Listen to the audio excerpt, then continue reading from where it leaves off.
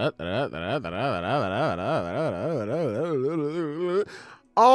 right. Hello, everybody. Welcome back to the Slice of Shonen Podcast. I am your host on the boat, Sailor. We don't have a full podcast today, but we got a lot to talk about. So I am very excited. I'm not gonna lie, man. We're gonna get to it. Kagurabachi ruined this week for me, bro. I started this week and I read the new Kagurabachi chapter. I fucking peaked, bro. I could not read any other chapter after that without being like, wow, God, Kagurabachi's so fucking good.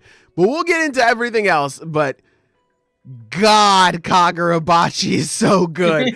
Of course, I am not here alone. I have my Ensemble of Excellence here with me. First off, we have me. Hey, how's it going? Then, of course, we have the Silver. Silver, say hello to the people. Always glad to be back. Taishi. And, of course, the Zenith Anime-Manga. Zenith, say hello to the people. Hey, everybody. Big chapters this week, hell yeah. Yeah, man. Fucking Gigantamax chapters, dude. Holy shit. Real talk, where the hell is Megumi? In the grave. I don't... There's no other way to tell you this. That nigga is dead. Yeah, man. Holy shit. Reading Kagurabachi, knowing I gotta read some Chainsaw Man next Tuesday. Hey, man. Kagurabachi Part 2 is already better than Chainsaw Man Part 2. Thoughts? But oh my god, man, we will fucking talk about it. Great chapters this week overall. Housekeeping notes, I don't have too much to say. I've been working on my next video. I was actually cutting up the audio this morning. I'm not done just yet. I have 7 more minutes of audio to chop up, but honestly, that's probably not going to be full. Right now, I'm at like 20 minutes. It's probably going to be, if I had to guess, like maybe like 23, 24 minutes. It's going to be a Kagurabachi video. So hopefully it doesn't get taken down by YouTube, because for some reason, for a while, they liked doing that. They loved it. They might still love it. That's what I'm saying, man. Like, I made some Kagurabachi shorts. They said, yeah, how about you cut that shit out, buddy? So I was like, all right, cool. So we're going to see. Hopefully, I may have to edit this one all weird. And, you know, maybe I'll put less edits into this one than I normally do. Just so I don't get clapped. But we will see. We will definitely see. I got my first tattoo this past weekend. I guess like the past 2 days ago, technically. Really? It's cool. I didn't know very mindful, very demure. Wow, yeah. nice. I didn't really say too much about it. I'm still in the recovery phase, so you know, no pictures. You know, fucking no. All right, well, when you are recovered, send us a picture. True. Yeah. Just upload the audio. Damn, that's true. I could just do that. Yeah, but some nice stuff is going on, man. Some good stuff. Not too much outside of that. Whether I just be working here at my job, I just been working, man. Anything you guys want to say? Housekeeping notes? Any fun stuff you want to go over? Well, let's see. I can't really say I've had too much going on this week. I've mostly been going to school, writing out job applications. As I twisted my ankle while working out. Also, I'm on crutches. Then I started this new book that seems really interesting, and so I'm enjoying that. Right. And then, not much. Rose had a busy week. Hell yeah. Feel better, man. Feel better. Yeah, that does suck about the That fucking sucks, dude. Oh my god. I didn't mention the ankle thing. No. No, you did not. Oh, well, now you know. Type shit. Hey, if it makes you feel any better, Chibi's feeling worse. And that's what's got me through a lot. That's what's powered me through a lot. Just to know that nigga's miserable. That's that shit. Okay, seriously, does everyone really hate this guy that much? Because like, yes, yes. He don't got internet, everybody. He don't got internet. Actually, he don't got internet. Yeah. Okay, look, fine. I'm gonna admit this. I don't know jack shit about this guy. But I mean, how bad does he have to be to like say this man deserves NTR? Come on. Racist, right-wing grifter, lolicon, anti or Probably a transphobe, groomer. That's like a thing going groomer. on now. What else do we have going on? Rage baiter online, the same person who says, Chainsaw Man is nothing but a gooner series and invalidates anyone else's complaints or critiques with him, allows rampant racism to run wild in his community and say that, oh, I can't say anything about it. They can just do whatever they want, while just completely ignoring the accountability he has for his audience. That's just some of the stuff. Okay, I didn't know any of that shit. I only knew about the right-wing rage baiter or bullshit, and the rest of that shit's new. Okay, fine, fair enough. Yeah, even if he was just a right-wing grifter, die slow, buddy. But, all that other stuff on top of it, yeah, fuck out of here. I've seen too many people be like, oh, come on, guys. He's still a person. Yeah, he's annoying, but he's just a guy. Yeah, die slow, buddy. That's all I gotta say for you. I'm never the bigger person. When a bad person has bad things happen to him, I love kicking a nigga while he's down, chat. I love it. I can't help it. It's just something, it just speaks to me. Oh my God. Oh my God. So, a lot of pain, a lot of suffering that you got going on in your life. Just know that nigga Chibi is doing worse than you. And everything will be okay. But yeah. Y'all are funny in chat. Yeah, no. Shouts out. Shouts out to bad things happening to bad people. But yeah, overall, good stuff. Do we want to just dive right into these chapters we got going on here? Sure. Taishi. Mm-hmm. I can't be the bigger person. I gotta dig deeper so the uppercut got more room for your travel. Yeah, man. Yeah, man. Sometimes being the bigger person's overrated. Sometimes it's good to be the bigger person, but other times, fuck that. Fuck that, man. Oh my God. JJK director leaving Mappa is insane to me. I had no idea, to be honest. I think this came out super recently, like yesterday or today. Okay, that's really big. Because I didn't start hearing about that until this morning, so that's damn kind of crazy. Yeah, that's pretty wild. Well, he hasn't had a great time there with Mappa. Yeah, I was about to say, it is Mappa, to be fair, but damn. He's the type of guy who is very ambitious, takes a lot of creative liberties, and people don't fuck with that sometimes. Oh, no. And it's a shame, because I don't love everything he does, but he's just one of the best ones in the business right now. It's kind of crazy. Damn. So it's a shame. Come to side games, my son. All I can imagine is the meme of Whitebeard with his hand down. Come to side games. Bro is free now. True. He's supposed to be going to JC staff. Okay. Damn, man. All right, yeah, Core 2 will be by someone else. That'll be interesting to see, because that was one of the big things that I loved. I still do. I love JJK's adaptation 4. Granted, I haven't watched the recent, I think 2 or 3 episodes just because I've been falling behind with work, but I plan on catching up really soon. We're anime fans. We don't watch anime. The fuck? True. Yeah, what the fuck are you talking about? True, I've never watched an anime in my life. That's some real shit. But yeah, I've been falling behind on work, and honestly, I kind of been playing a little Tekken 8, but so I haven't been watching the recent stuff, but I hear it's been going well. So if losing the head guy who's been taking a lot of chances and creative liberties with certain scenes, that could be really fucking bad.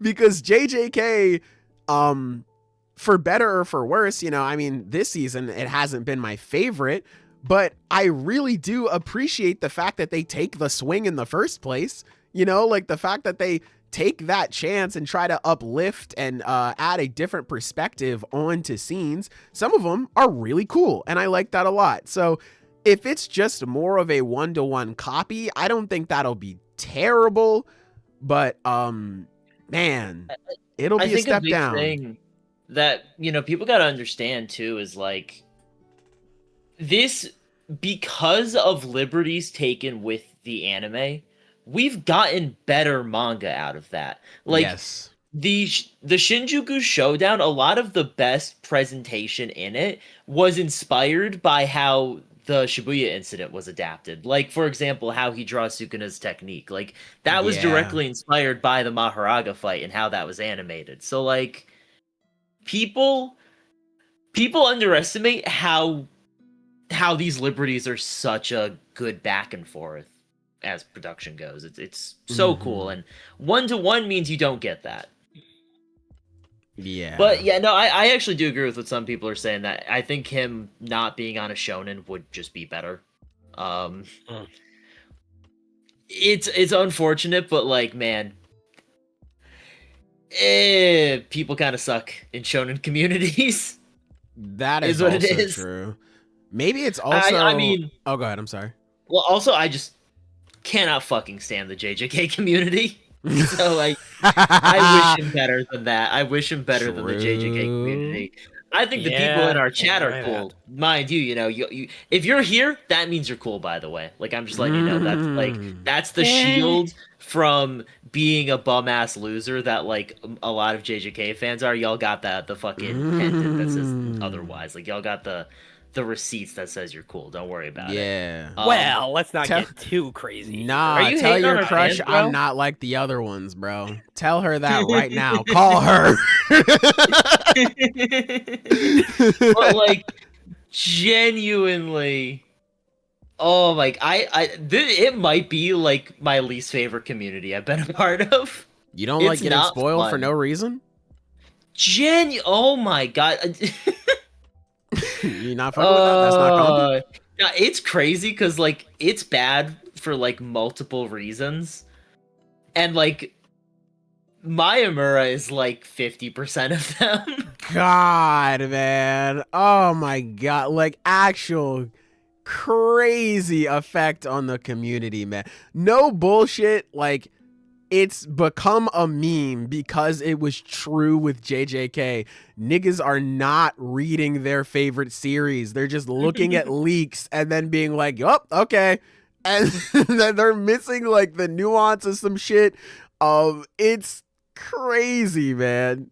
It's crazy. And then you have people just trying to milk engagement on social media. So, you know, they're all trying to copy in Miyamura's footsteps and be like, oh my god, this week's chapter, Mahito came back and he soloed the entire verse. And then, like, the actual chapter is just like, no, Yuka and Tsurugi, like, went to a convenience store and bought some stuff. That's it. It's like, all right, man, fucking Jesus Christ. Or just people blatantly posting spoilers. It's gotten so fucking egregious. Oh my god, that fucking Yuji panel from this chapter. Like, I could not go online without seeing it. Like, everywhere. I'm genuinely shocked. Oh, well, actually, I shouldn't be, I guess. Oh, no, YouTube is still, it can still get pretty bad. I went in for the first time in weeks not being spoiled on anything. So I was very surprised by that. But I'm sure that Yuji panel, yeah, no. I don't really get anime stuff on my TikTok. I saw it on TikTok. Like, that's how fucking prevalent that page was. God damn. Chills. Yeah, no. Who was that nigga who said that shit? They were like, oh my god, chill. Wasn't Miyamura who said chills and it was the most, like, it was the most, like, regular ass chapter ever? Was that him or another leaker for JJK? One of them niggas said something. They were like, oh my god, guys, this chapter is incredible. And it was just like a regular ash. It was like such a nothing chapter, man. Eagle or Myth. I don't fucking know these niggas like that. So I'll take your word on that. You're a reliable source of info. I trust in the Hishaku, okay? I think they're a reliable source of info. But I don't know, man. Like, they just said, oh my god, this gave me chills. And it was just the most cookie cutter bullshit I've read in my life. I couldn't believe this shit, man. Or like leakers will tell you. That was a draft. Like, close the window, man. Yeah, man. Like, god damn. All right. They'll be talking to you about like, you guys got to stay up. You got to be ready for when these leaks come out and shit. And then you stay up and it's the most ass shit you've ever seen. It's like, Jesus Christ. Chills, pick up your second manga, bro. Like, unironically. God damn, man. Bro, JJK fans can't even pick up their second manga. They ain't picked up the first one yet. They're just like, shit, man. I don't know, man. It's really bad.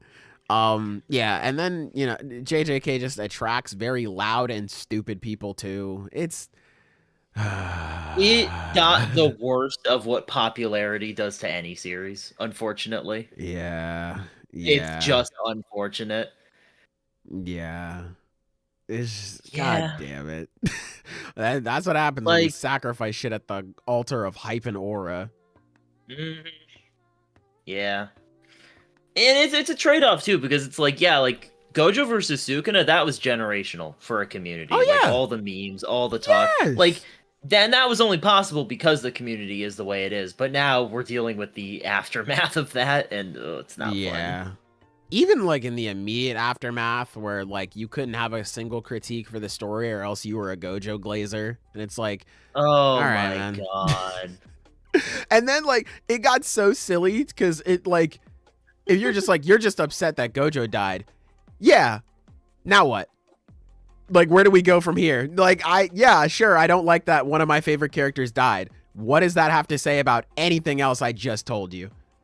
And it's just like, niggas' brains just don't, like, they're just, they just don't know how to fucking compute that shit. Yeah, it was an experience, still is an experience, man. JJK fans, we gotta fucking stop, man. We gotta fucking stop. I feel so bad for anime onlys because these niggas have probably had every single plot line spoiled to them. They don't, like, they just, god damn, man. What happened to the game I love? But yeah, nuance and anti-manga communities online is dead. That's anywhere. I mean, definitely for anti-manga because that's the side of the internet we all, like, really stomp through. But that's anywhere, man. As anywhere online, in our politics, fucking anywhere. It doesn't matter. It doesn't matter. It's really bad. Yeah. One Piece leakers be like, absolutely phenomenal, epic, ginormous, incredible, goated double page spread every week, only for them to have the most generic double page spreads ever. Okay, I get what you're saying, but I don't know. This week, this one was pretty cool. This one was pretty sick. But I do get what you're saying. I do get it. Although I don't really pay attention to One Piece leaks that much. Same. Fortunately, I don't get that on my Twitter, which is a goddamn miracle, actually. Yeah. All right. Maybe this will be a good time to transition then. And before we go further down this rabbit hole onto the actual chapters then. Okay. Sure. Yeah, you want to. All right. So, yeah. Yeah, no. Okay. One Piece chapter 1174. Fellas, how you feeling about this one? Oh, I'm sure you're going to tell us how you feel about it. I mean, y'all already know. Let's just get it out of the way now. Come on. You already fucking know. Come on. Been down a little bit, but that's okay. I don't know. That's weird. Like, I can still hear you guys clearly, but the stream went up and down for a second. Weird. But anyway, we're back now. Just like Road is back. You know what I'm saying? Road was doing his big one in this chapter. Everyone wanted to jump in and be like, oh, yeah, I want to save my child or whatever. They were just copying the real 23. Come on. They were just copying the GOAT. Come on. You know? Everyone's talking about how the sun god was coming back. Oh my god, the drums of liberation. Oh my. You know, you have a fucking Luffy and Loki. Whatever the fuck. Who cares about those losers? The real 23 was right there. Come on, man. And notice, I need y'all to notice that the children didn't get saved until the sun god stepped into action. I'm just saying, man. You know, Road came in, helped out his little bro. His little bro was, no one cares for me. And Road said, bitch, don't you ever talk like that a day in your life. I love you. He said, oh my God, Road. Everyone was falling to their death, and who saved them? The real sun god, the real 23. Come on now. They wouldn't have even been able to find them if it weren't for the sheer conquerors hockey, the aura radiating off of Road. I mean, like, let's really call a spade, you know? Scopper fell. Only reason why Chopper caught him is because he saw him. Nobody knew he was down there. Who gives a fuck about that guy? Luffy fell. Who cares about that guy? Nobody. The only time they got saved was when Road fell down there and they, Masaka, omae wa nani mono da? They sensed his fucking spirit, his spiritual pressure like it was bleach. And then they flew over and tried to aura farm. Oh, you guys just so happened to land on my stomach. Oh my God. Yeah, shut up, bitch. We know why you're here. Come on. We know why you're over here. The navigator does what he does best. He led you to where you needed to be. And where you needed to be was next to the real 23. Come on, man. Come on. So, I mean, I'm just happy we all knew that. You know what I'm saying? I'm just willing to. Road was willing to die for the sins of humanity? Exactly, man. Is Road a better MC than Luffy? Makes you think, don't it? The true sun god Road. Noticing. Will the real sun god please stand up? Loki who? Come on, man. Come on. Let's just talk about it, man. Let's just talk about it. Is Road better developed than Eren? Let that sink in. I mean, come on, Lemon Cloud. I mean, like, we ain't really got to think too much about that one. That was an easy layup. You know what I'm saying? That was an easy layup. We already know Road's better. Come on now. Come on. That nigga was fighting for freedom. My sun god is already free. You know what I'm saying? And he's liberating everybody else. The drums of liberation are playing right now for my sun god Road. Come on, man. Come on, man. Come on. Aaron got chibied so obviously. Oh, funny. Rumor has it that Hokazono's real identity is Rodo. I believe that. I believe that, honestly. That makes a lot of sense to me. I've never seen them in the same place together. I'm just saying, man. Think about that. Only a goat could write goat shit. That's what I'm saying, man. That's what I'm saying. Come on. Come on.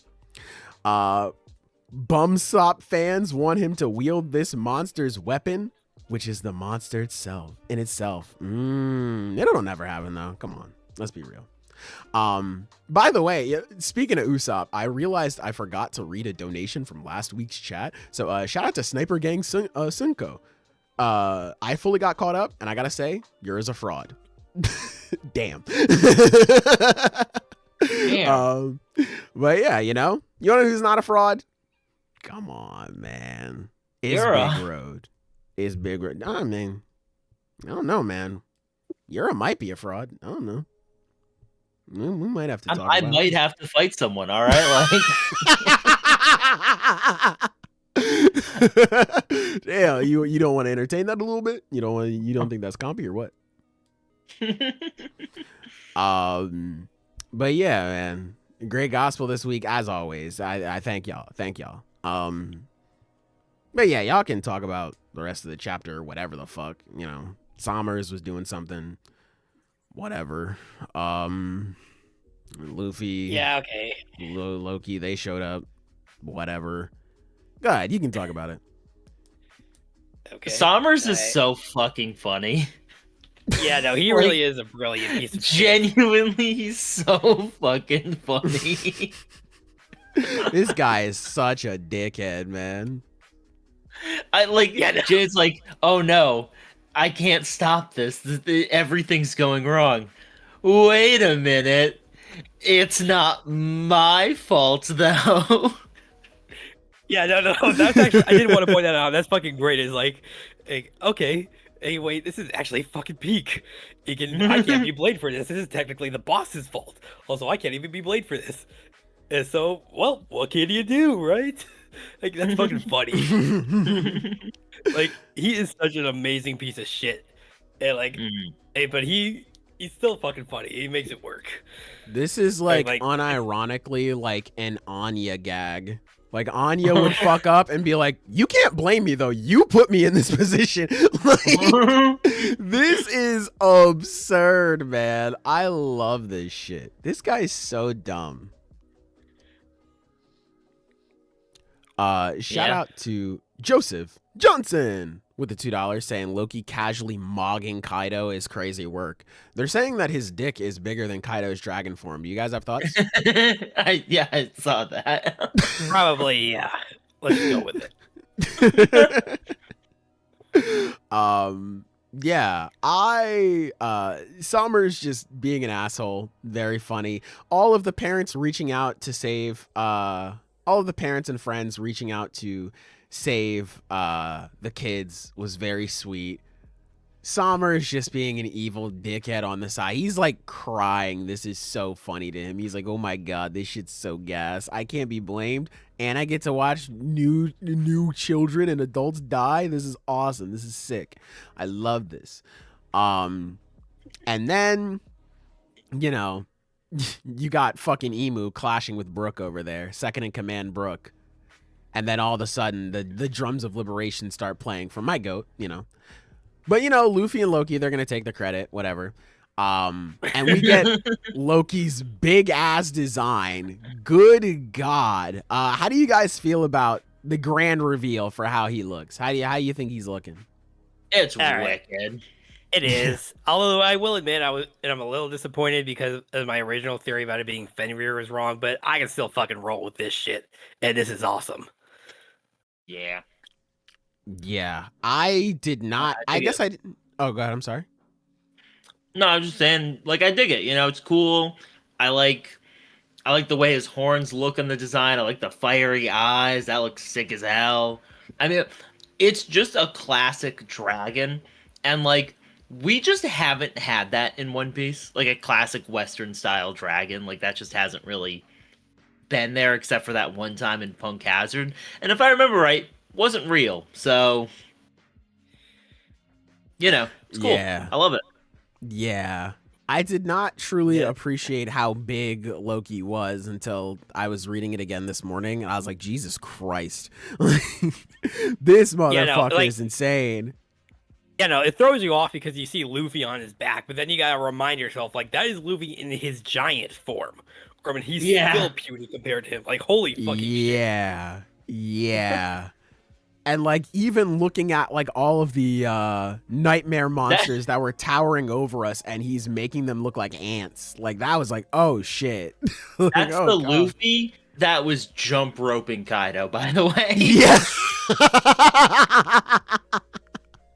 Like, holy fuck, man. Oh, my God. This guy is insane. There are some people who were saying, like, yeah, I understand if Big Mom was like, I need the Giants and I could fucking win everything. If she had Loki, good God. Like, if she had Loki, she absolutely would have taken over the Grand Line by now. Well, like, what the actual fuck? Yeah, man. I'm mad at Lola now. I'm not. Thank God for her. Thank God she said, nah, I'm good, man. I'm good. Yeah, he is a monster. And now you got two people who Emu really doesn't, well, technically three if you're counting Brook.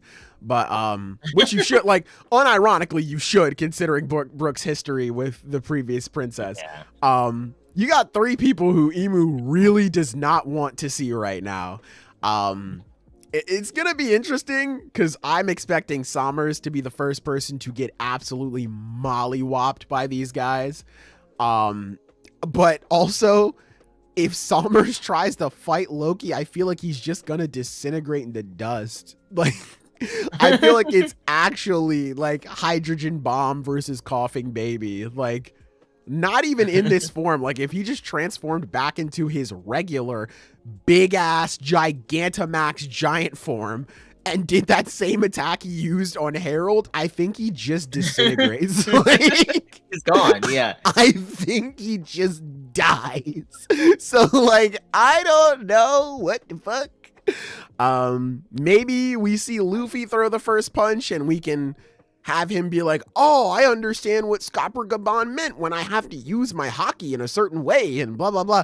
Or, I don't know, maybe Loki dives in and he throws the first attack and then Luffy gets it somehow. I don't know. But it'll certainly be interesting, you know? Yeah. Or maybe Loki throws the first attack and then Sanji goes, shit, I think I can do that too. Conqueror's Awakening type shit. Hell yeah. I don't know. Be cool. I mean, he Crazy is close chapter. to. Yeah.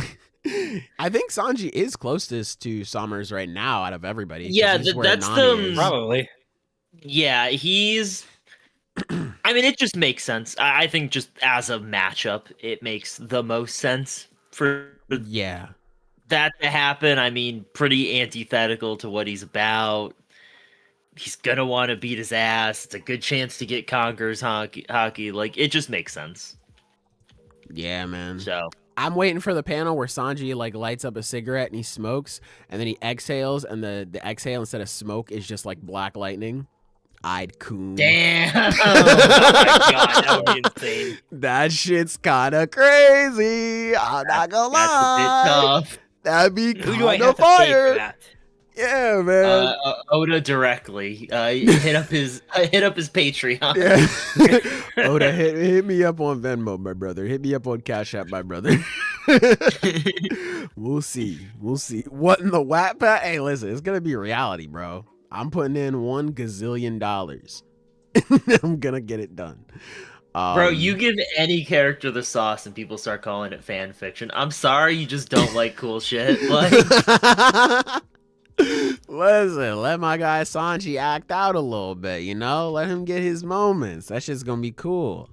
But yeah, great chapter of One Piece. It was just a really good feel-good chapter. You knew that they were gonna be saved in the end, but it was nice seeing them like have this how moment. much they care and just have all those little flashbacks. It's really heartwarming. Yeah, and then when they all do get saved and it's like, oh yeah, you guys are in fucking trouble now. Because that was the big, I mean, we saw it with Loki, with Emu, where Emu was like, yes, my immortal giant, yeah, he died. What? Like, he's just thrown off by that.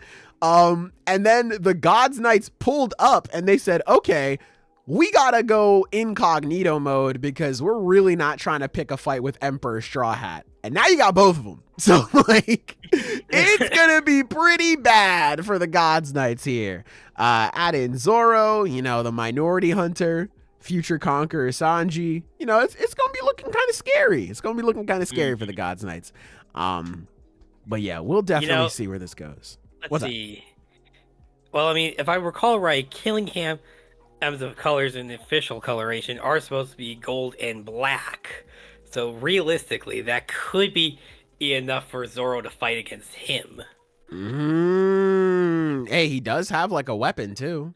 He does have a weapon. Maybe. But we'll see. Yeah, We shall see. We'll have to see. Sanji now nosebleeds 8 advanced conquerors. No, see, now you gotta put down the pen. Now you gotta put this shit down. Hold on a second. Ain't no damn hold on. No, ain't no goddamn hold on to shit. Goddamn. But yeah, good chapter of One Piece, man. Now, Absolutely. let's move on to the tour de force. Zoro, Oh he's my reaching. Let's talk about the best chapter of this week. My favorite chapter of the year so far. It's only February, so things could change. But oh my god. Yeah, there's gonna be more Kagurabachi chapters. Yeah, exactly. We have Kagurabachi Chapter 112. Fellas, how are we feeling about this? I mean, Holy it's fucking shit. It's one of the craziest just like ways to end a part, I guess. Like this Oh my god. This is fucking crazy. This is fucking crazy. Holy shit, dude. That part 1 felt like Hokuzono proposed to me. No, real. Dude, I was reading this chapter and I was so fucking excited. Cause like, I was already like, holy shit. Like, Chihiro going back into where it all began. I was like, oh man. Everybody had this idea that Chihiro is either going to forge his own sword, he's going to reforge Enten. You know, everyone was waiting for that. And so to have this moment where Chihiro is looking into the fire and as he's like going through and getting everything ready, it's like a small recap of everything. And maybe this shit hits for me because I was just talking about shit like this and like what each person kind of meant to like how they challenged Chihiro, except for Yura, which I don't know, maybe that'll be a separate video. But like I was just fucking recording something like this. So when I got to page 15 and it showcases Sojo and Hiyuki and Yura and the Procedure, I was like, oh my fucking this is that shit. I was fucking running around my room. I was like, oh my fucking God.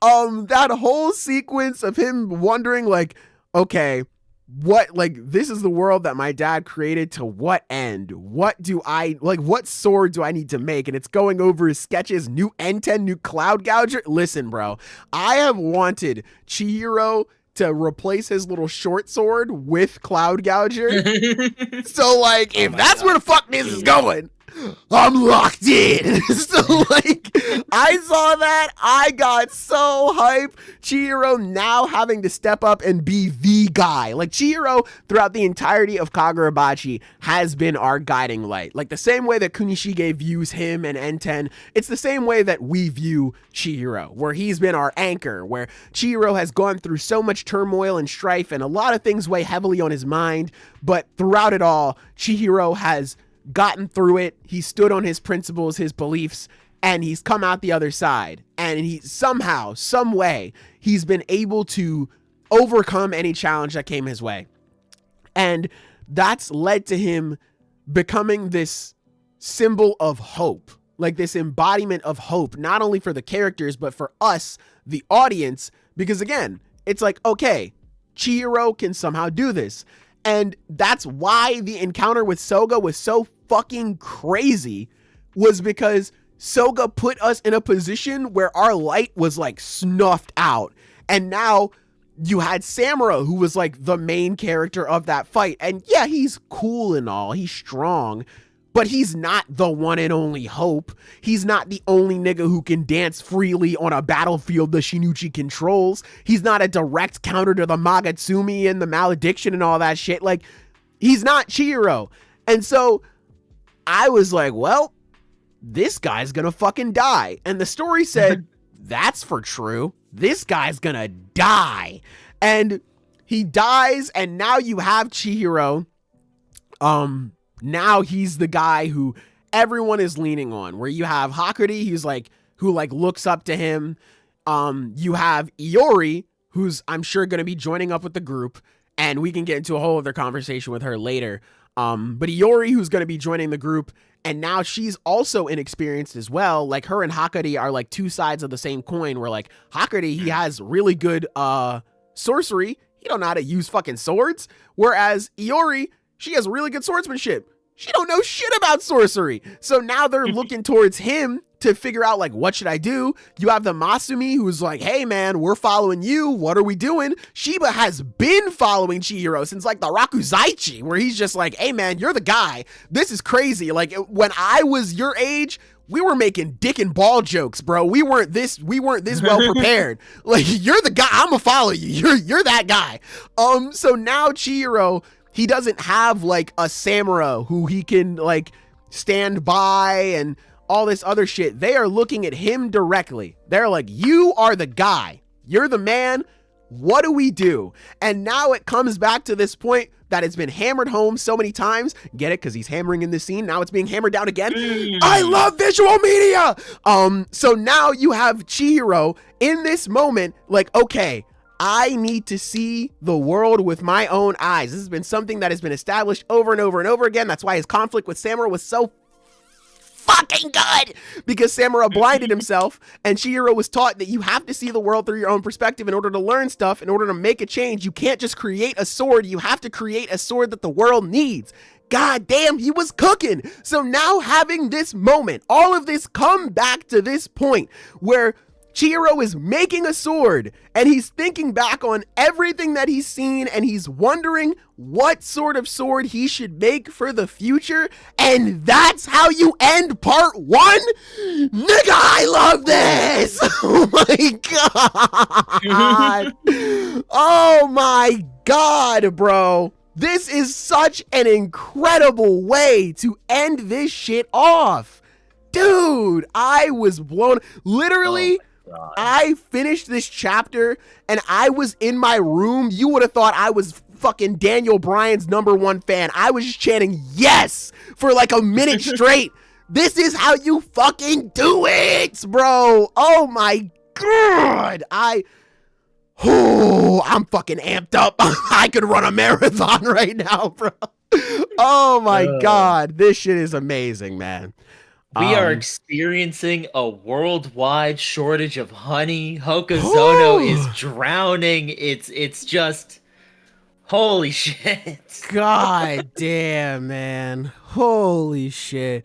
Let me look at these 2 donations real quick. Tales of Pre-Sequel with the 2 saying which part 1 is better, Chainsaw Man or Kagurabachi. That's very hard for me to choose. That's right now. like genuinely a good question. That's though. Like, very it's an incredible question. They're both like damn near perfect, honestly. Oh yeah. 2 of the best stories that I've read in my life. Like, that is genuinely, that's a really hard question. I'm gonna have to come back to you on that like sometime in the future. Oh my God. Like I hate to give the cop-out answer because, like, I really don't know. Yeah, I don't know, man. Like, I that's... keep switching back and forth like the fucking Viper Slam. Yeah. Like, I don't know. Because both of them are so amazing in their own ways, and the stories that they tell, like, damn, man, that's so hard. That's so hard. And especially because I feel like both stories, if I could go back to what Kunishige says, where he's like, you can't just make a really powerful sword. It's important to make a sword that you think, like, what sword do you think would be best for right now? And I think both Chainsaw Man Part 1 and Kagurabachi do that so well, where Chainsaw Man, how it speaks of, like, things like male loneliness and everything that is going on, like, with Makima and her control and shit like that. But even with something like Denji's fucking perverted sexual desires, I think that's genuinely perfect.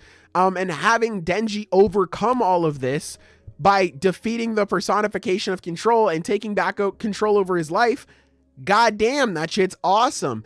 And not only does it do all of this, but it does it in such a quick and effective and decisive manner. Only like 97 chapters. Like, it's in and out of there, man. Like, it is perfect for this sort of like very fast-paced, instant gratification sort of time period. And I feel like it's going to be just continue to be timeless for the things that it does extremely well, which is a lot of things. But then you also have Kagurabachi, where so many stories fucking hate their main character. So many stories are just like, man, I think my main character kind of sucks. That's why, like, stories like One Piece are so different in that sense, because it's obvious Oda loves Luffy. He views him as his son.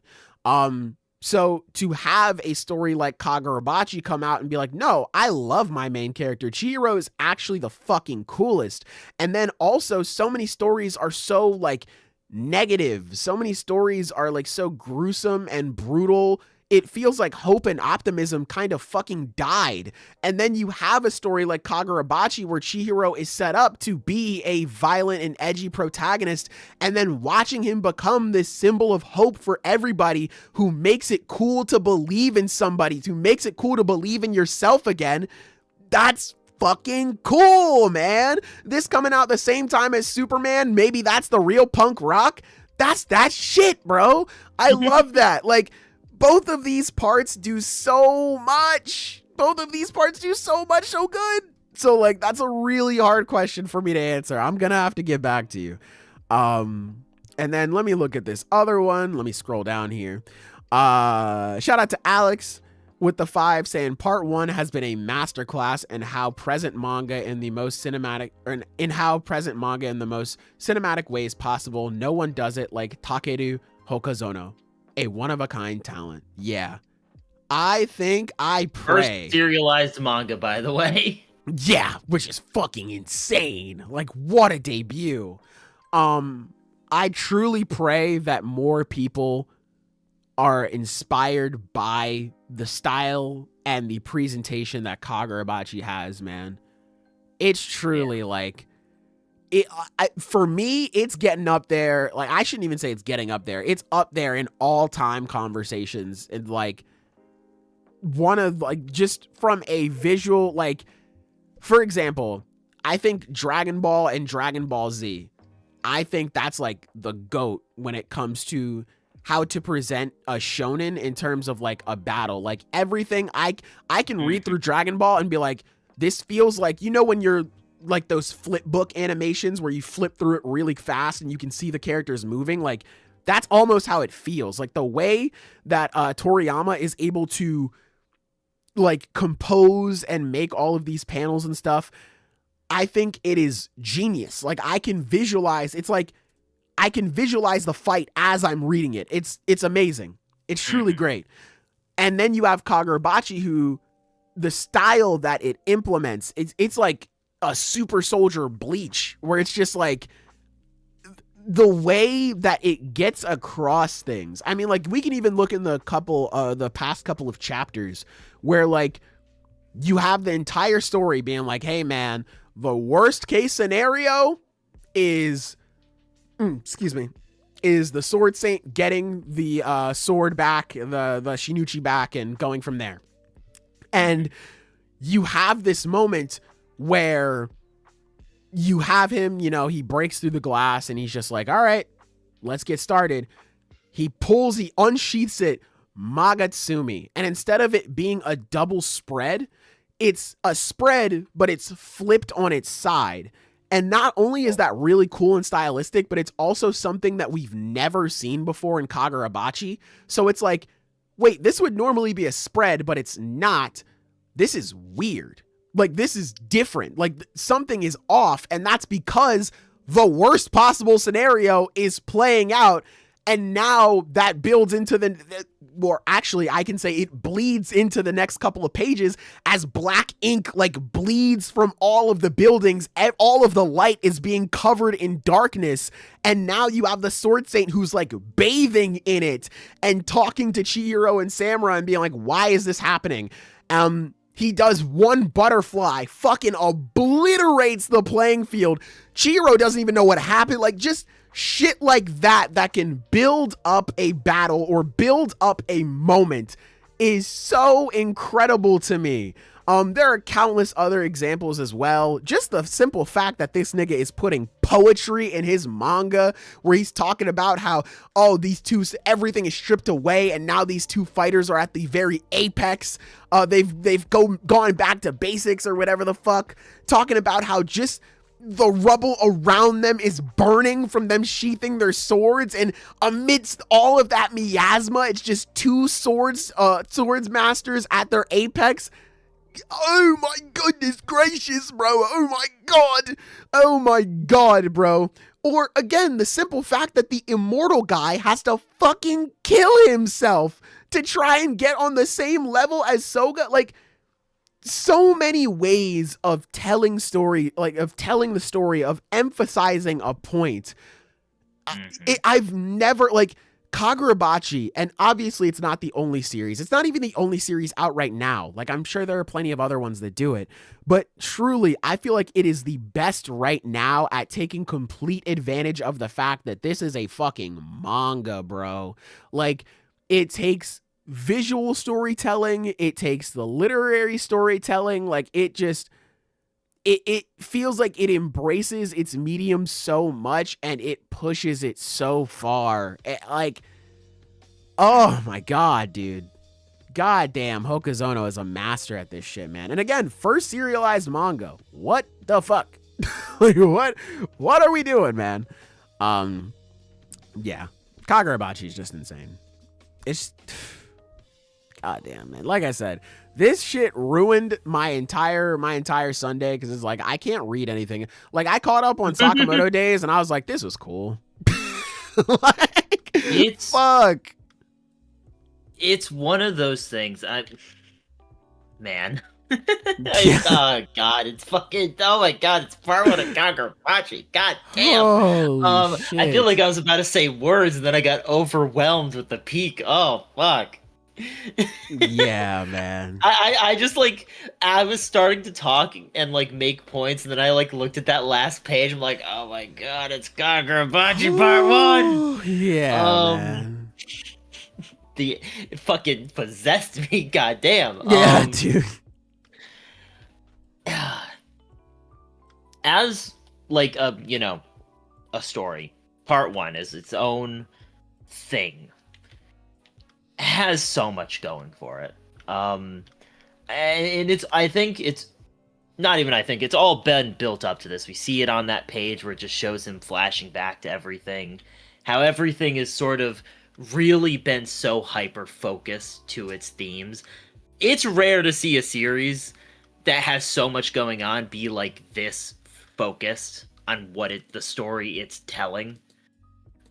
Because every arc has been just pushing the same theme forward of how this legacy is interpreted, how it's pushed, what it means to the world. And it results in this moment of Chihiro just deciding what he's going to do next. It's probably the best point to leave off on for part two, honestly. Like, what is the decision he's going to make? Like, I mean, what is he going to do? Yeah, man. Like, it's an open question, honestly. Like, I like the Cloud Gadger being his short sword. I'm not sure that's what's going to happen, because I don't know if you can do, like, 2 Enchanted Blade contracts. Yeah. Like, I don't know. Maybe. They're still on the table of, like, combining them. That's still a possibility, I think. I don't think it's what's going to happen, but because he has them separate pages. But it could still happen. You know, you don't know. If he wants to give it to my three... Lightning Beast Natsuki, I'm Wasn't just there saying, like that'd be pretty cool. I saw someone say that it'd be so funny if he gave it to Uruha instead. No! Oh my god. I'm sorry, Silver. Go ahead. I was gonna say, I thought the relevant theory going around was like that he was just gonna reforge both of them into one blade. Okay, That's so also I a brought that possibility. up. Damn. I did bring that up. Yeah. Damn. I was gonna say yes. That's also a possibility. That's true. Well, I was like, yeah, that thing I just said. Thank you, Silver. You're welcome. Yeah, thank you. I just Recovered all of it. No, all good.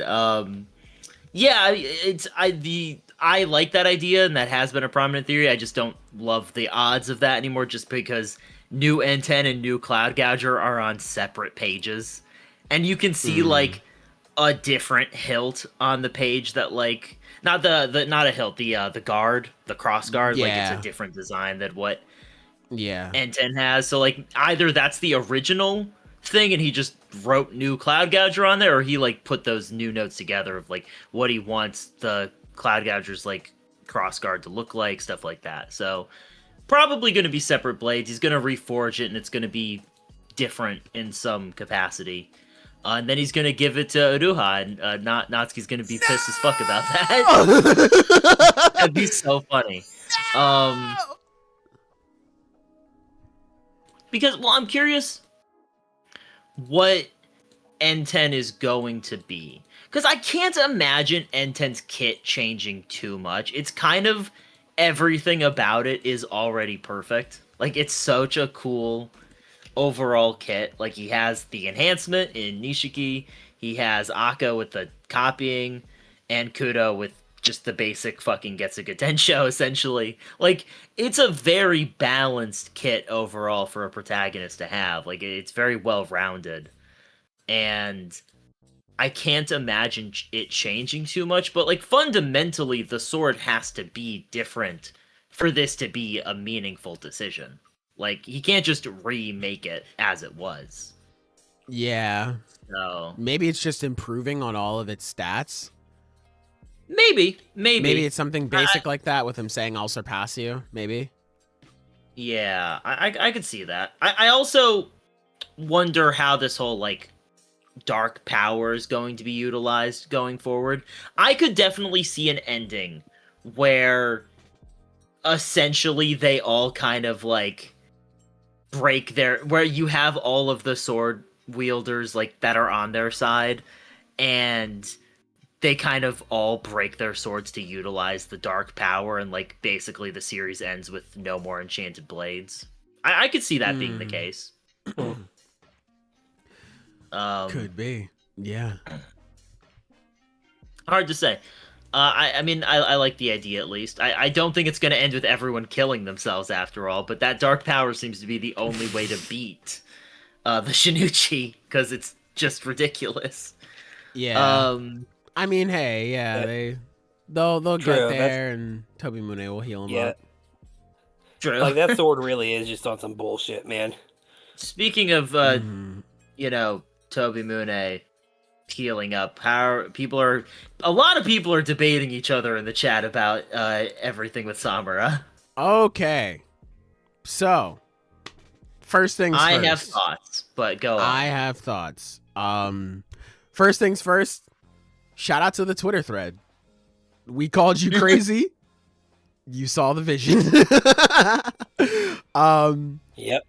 But I will say this. I think that it's going to be pretty good. I am pre-ordering it. If it's not, then hey, we can talk about that. But yeah, I do think that Samura's revival is going to be good, because it's not just a what's a good comparison? It's not like a it's not like a Black Clover where it's just like this character died. No, they didn't. And then we just like bring them back, and it's like, oh, that's great. And the catharsis is like, oh, this character is alive, and that's cool and all. I think it's going to be a situation, Nobara. Even then, with Nobara, like, she was just kind of written out of the story. Like, Nobara is a brand new low. But Nobara is such a unique situation it's not comparable, like, to anything. I feel like with Samura being revived, I feel like by the way... Oh, go ahead. Might be cope. They might be coping. Yeah. Like, just straight up. That could happen where it's not gonna happen. Yeah. Or even I think this could be comparable to like Gojo being brought back, right? Because like, while yes, I think Gojo being brought back would be cool, that's just because I really like Gojo, right? I think on the surface, you could look at this and be like, okay, Samura is being brought back. Well, what about all of the stuff he sacrificed? What about all that stuff? And I say all of that stuff still exists. In fact, it is further accentuated with Iori having to go down this quest. Because it's not like, oh, okay, like she tries in this chapter, I'm just going to break the sword and that's it. No. Iori is going to have to travel with this sword. She's going to have to go through a sort of journey like Chihiro did. She's going to have to grow as a character. I mean, her whole thing at the start with her saying like, ew, but that guy is like a murderer. That's gross. Like, I don't like that. Now, her dad just put a fucking WMD in her hands. Is she going to kill somebody to bring her dad back? That's already a very interesting conflict for somebody like Iori. So the different sort of setups that you can have for Iori, her having a similar thing with Chihiro, her seeing things her own way, her learning her father's perspective, because her dad was very closed off, very closed-minded. You know, he fucking ran away and left and didn't really share much of his grief with her because he's like, oh, I don't need to. You don't need that, blah, blah, blah. He tried so hard to forget her. Now Iori kind of seeing a different side of her father and learning more about her dad by going on this journey with Tobimune. So the fact that when they do meet again, they can actually, like, everything is off the table. We know everything. They can actually start to grow and heal together and actually, like, truly be together again. I think that would be very cathartic. I think that would be very good, rather than just, he can be brought back and then we just, like, bring him back in a chapter and it's like, okay, cool. And maybe we sit him on the sidelines for a little bit.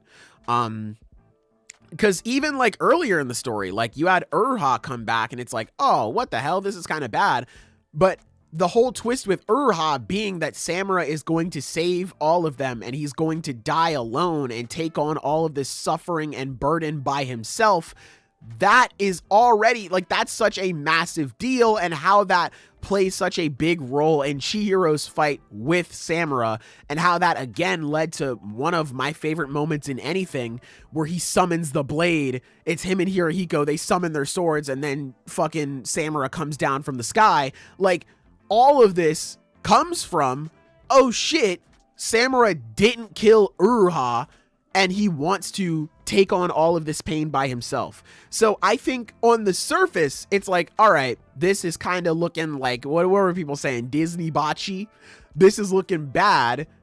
But I do think so much good can come from this for Iori and Samura if he does come back, if it's not just Cope, that I'm willing to see it through. I think this can be very good. Yeah, there's a lot of potential. And I also think another thing to really point out is other things can happen between now and him potentially coming back. Like, other characters can die. Yeah. You know? Like, yeah. This is presumably going to be quite some time before they're able to, like, attempt bringing him back. And even then, I'm not even sure how bringing him back is going to work. Like, I'm sorry, did they pick up the ashes? Like, what are they reviving?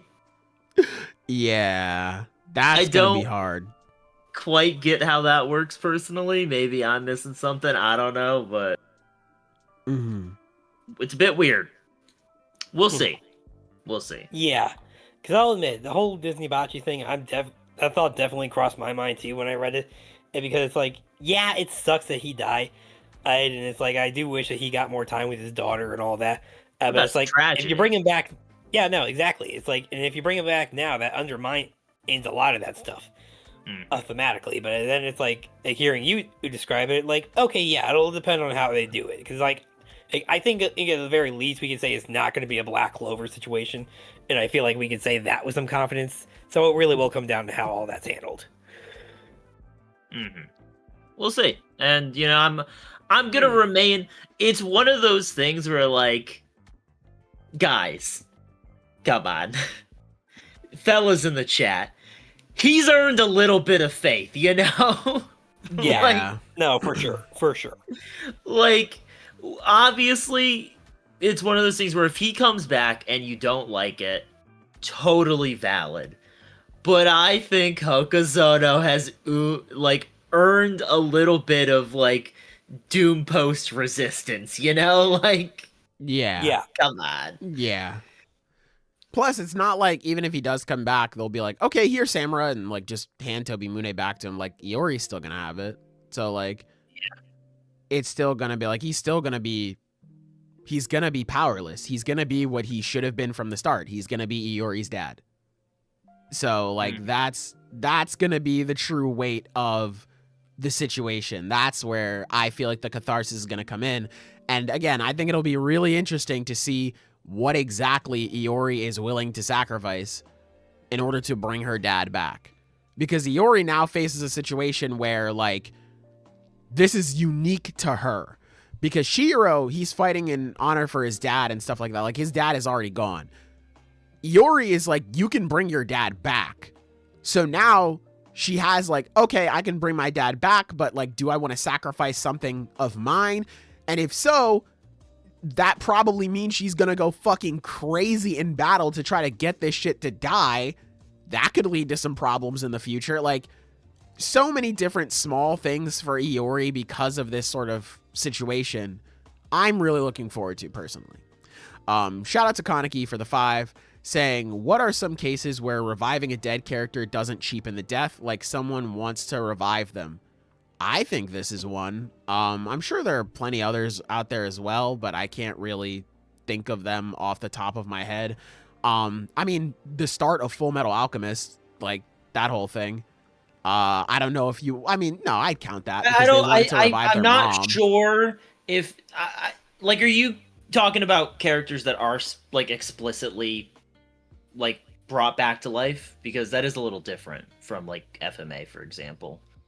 And I just want to clarify the question a bit. I don't think it's all that different. Their mom was dead. Yeah, but she didn't come back. Yeah, right. I know. But, like, it's the intention of, like, oh, well, I want to bring this person back. That's why I'm clarifying the question. That's why I'm asking for clarification if he's asking specifically about instances where the person does come back. That's why I'm asking. Okay. Because I do think that matters a lot to how we answer. I mean, in this case, I think it's actually a good thing that we actually bring up Full Metal Alchemist, because, like, we could probably use the same example with, like Edward bringing back Alphonse after Alphonse tried to sacrifice himself to bring his arm back, like during the final fight.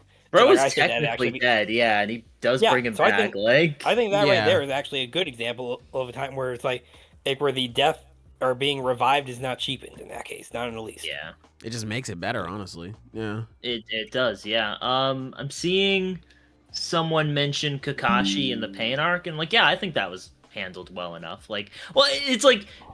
It's one of those things where if the Pain arc happened, like, today, the ending would get slandered so fucking hard, but I think that's a good example of, like, a revival. Like, I think so, too. That was very earned, as the victory of the ideological battle. And, you know, the death of, at that point, the best villain in the series, like... Yeah, man. That's who Naruto is. That shit hits, bro. That shit was so good. I think it literally will only be relevant to us in the VC here. But the ending of God of High School does a straight up full revival. And it's just it's the best chapter in the series. It's so fucking good, bro. Oh my god, I almost forgot about that shit. The Miracle chapter. Yeah, the Miracle chapter where he brings everyone back. Oh yeah. That shit is so gas. It's like top 3 chapters in the entire series. Like, it's so good. Oh my god. Trying to think of other ones. Yeah, I mean, look, a revival is explicitly pretty fucking hard to pull off, like, narratively. For sure. Satisfying. Yeah, I think the fact that there are examples of good revivals out there is enough to give Hokuzono grace. Like, see it through. Exactly. Mm-hmm. Because normally I wouldn't, because like I can understand why people would be kind of scared. But Hokuzono has earned my trust. He's earned my patience. Same here. I'm willing to give some grace here. Exactly. Yeah. And people will be like, "Oh, you're biased." Yeah, it's a good series. Like, what do you fucking want? Yeah, I'm biased. Like, the fuck. You think I look at shit unobjectively? Series will handle it better. Like, yeah, sorry. Yeah, I'm biased, man. I don't know why that's used as an insult. Of course I'm biased. The fuck? You think I talk about like anything without bias? That's not possible. Come on, man. But yeah, I think it'll be good. I understand why people would be nervous about it, but I think it'll be handled very well. And you know, I can understand. I think we've had, like, especially in like the last bunch of shonen, revivals have not been handled very well. We talked about the Nobara situation is just downright one of the messiest instances of like it's so uncertainty around a character's death. Is fucking crazy how that happened. So bad. Obviously, like the second most obvious one is the Bakugo situation is pretty weird how that was handled. I mean, so bad. I don't love it personally. Literally all of Black Clover. All of Black Clover, like just straight up. Oh like, my god! You can throw Fairy Tail in there as well. I was more just talking yeah, recent stuff, but like, yeah, fair. Yeah, fairy tale is literally its own category. You know, my point is, like, I understand why people nowadays are pretty reactionary, because the average reader, the average viewer of anything, isn't approaching things from a point of nuance. Just the average person is going to connect emotional associations to certain tropes. And so if they see that trope, that emotional reaction is going to come up. That's just how people in general respond to media overall. Right.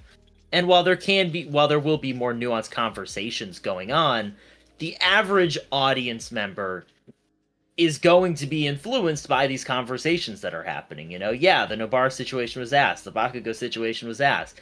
Black Clover was Black Clover for several hundred chapters. Like, what are you going to do? Yeah. Honestly, I'm talking a little too much shit on Black Clover. It's mostly the Spade arc. The Spade arc fucking sucks. I hate that arc. I think other than that, it's actually been pretty good about Revival. It's just that arc sucks. But overall, you know, is what it is.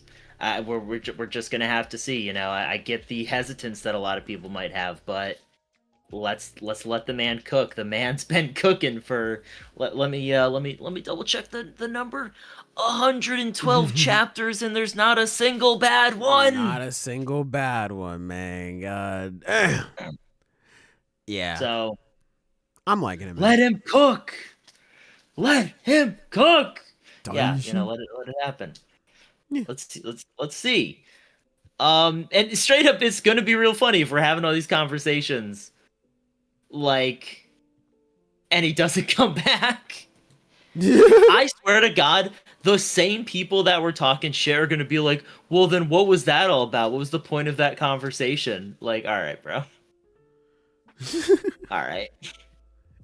I'm sorry, I have hope. Yeah, no. So we'll see. We will definitely see.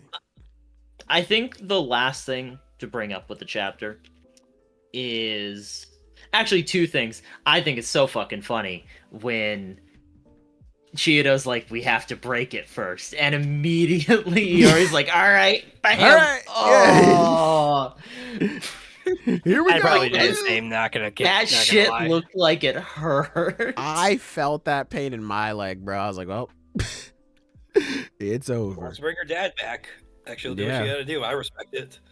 But the other thing I wanted to mention was, let me bring it up, page 12, where it shows the baby in a bloody wrapping, essentially. What do we think is going on that page? In fact, I just saw someone mention in chat that that's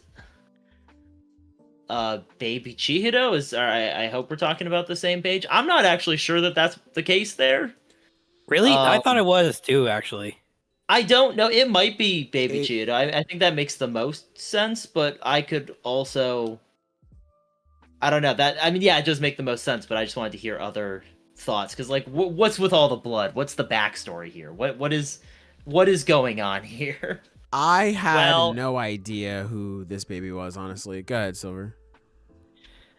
Well, I think this kind of comes back to the original theories, like about Chihiro's mom. Maybe is like maybe Ichi got, like, because I think the relevant theory here about why Isoga turned out the way it is because his sister got killed by one of the islanders, and like maybe this is the aftermath. That seems to be the main theory. Yeah, that's where it's like so maybe she died protecting baby Chihiro. Oh, and like Soga got there or only just in time and to save one of them. And so, that's kind of just what I'm running off of here. Like I said, this could be any baby, I can see that. I think it could be him. Yeah. At first, I just thought it was just like a baby on the island, but if Chihiro was born on a battlefield, then that makes sense. Oh, yeah, I can see that. I'm interested. I guess one other thing, dude, that like first like double spread is crazy. Yeah, I was gonna bring that up. Dude. We want to talk about him starting a war? Like, oh right, that. Holy shit! Like, oh my god, bro. They are pushing he's P. like It's an actual just war on crime. Like, he's like, all right, we are gonna kill all the evil people. Yeah. And who are the evil people exactly? Yes. Yeah. True. That Death sounded to like a all question. losers. Questioning me is pretty evil, I think. You're gonna die now. Yeah, man, bro. Hey, man, listen. Sazanami clan, if you still out there, run. Dude, there's one guy. Run. If Bro, you're still out there. It's the Sazanami individual. Oh, shit. What if mama is back at home? Hey, you gotta go, girl. You gotta run. You gotta get the fuck out of here. Yeah, I could not. I should have believed. I should have known that this is coming. They started pushing propaganda immediately, man. God damn, they were just like, oh yeah, look at all these look at our sword saint. He was silent for 18 years. Like, you didn't have him locked up in turbo jail. Yeah, look at him. He was away for 18 years, but he's back now and he's helping us. That's crazy. And he just came out of retirement to start a war. Let's go. Like, oh, okay. True. Oh, we got a fun donation in the chat here. Let me see. Yuji, where the fuck are you? The Third Reich is back. From Alex. That's fucking hilarious. Shouts out. Attention citizens, the sentence for all crime is now execution. Guy who just littered. Fuck. Yeah, all right. Did I catch you jaywalking? Oh no. Oh no. Oh no. I can already hear Light Yagami in hell. Spit your shit, King. It's over, bros. I'm excited to see what this is, because this is such a... I mean, this is just the paradigm shift that the series was building towards, because... it's so funny, because this is like such a callback to Chapter 1. And just the beginning of the series, where the series started with the forging of N10. And now we're seeing the reforging of N10. The series started with him sort of kind of being not on the run, but in hiding from the Kamunabi. And now the full force of the Kamunabi is after him, essentially. So it's pretty full circle, honestly. It's just, gotten worse, is all. Yeah. It's just gotten really, really bad. Man, I was, because everyone made comparisons to Soga and King Von. There's a video of people talking about King Von being like, bro, if he wanted you up out of here, if he wanted to kill you, he'd be on feet. He'd do it himself. That's unironically Soga with like any sort of jaywalker or like purse snatcher, anything, bro. If he wanted you out of here, he'd do that shit himself on 2 feet. He'd kill you. Like, oh no. God If you don't pay your parking ticket, it's over. It's over, man. It's like, what's that moment in Dragon Ball? If those androids are free, it'll be the end of all of us. It's like that, but with a parking ticket. If we don't pay our parking ticket, it'll be the end of all of us. No. Oh my God, dude. Saint Vaughn was true all along. Yeah, man. God damn. Also, Japan was filled with Yakuza, and now it's full of federal agents. You better fucking make the swap, pussy. You better fucking make the swap. You better get a new job career, man. You Yakuza in today's day and age? Sorry, bucko. You gotta die.